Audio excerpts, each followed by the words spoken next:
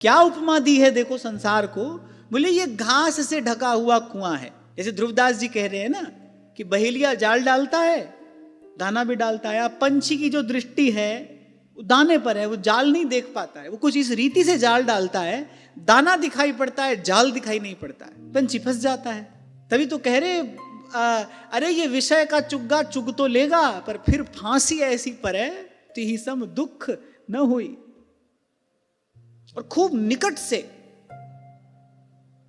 ये तो गुरुजनों की कृपा से हमने देखा ही है संसार में। फिर फांसी ऐसी परे तिहि सम दुख न हुई।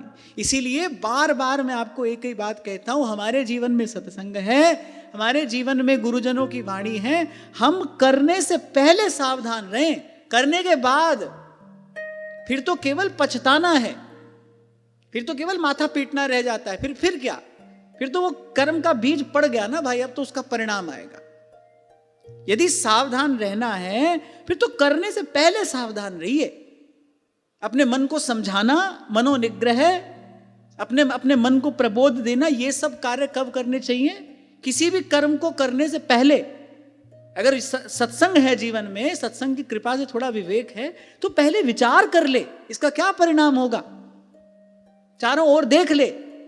जिसने ऐसा कार्य किया है उसको सुख मिला है, हमको कहां से मिल जाएगा? तभी तो स्वामी जी कह रहे अरे दिवस 4 के हला भला में तू कहां लेगा लात, कौन ले गया यहां से? और भाई व्यक्ति वस्तु कमाता है, धन कमाता है, वस्तु अर्जित करता है।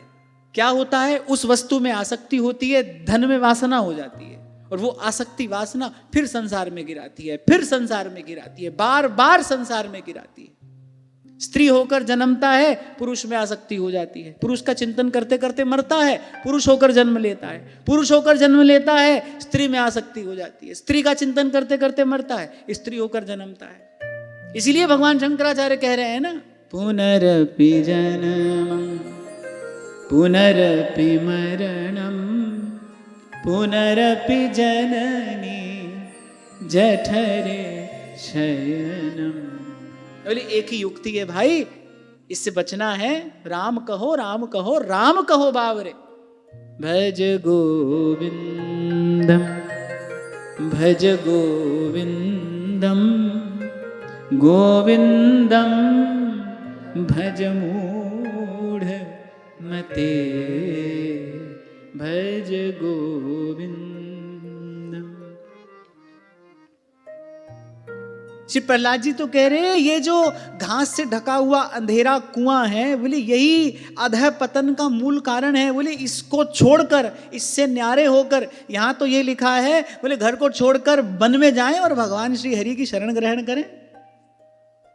अब आज तो वन ही नहीं है, तो माने विवेक अर्जित करके संसार से न्यारे होकर, भीतर से न्यारे होकर एकांत का सेवन करना चाहिए, भगवत भजन का अभ्यास करना चाहिए।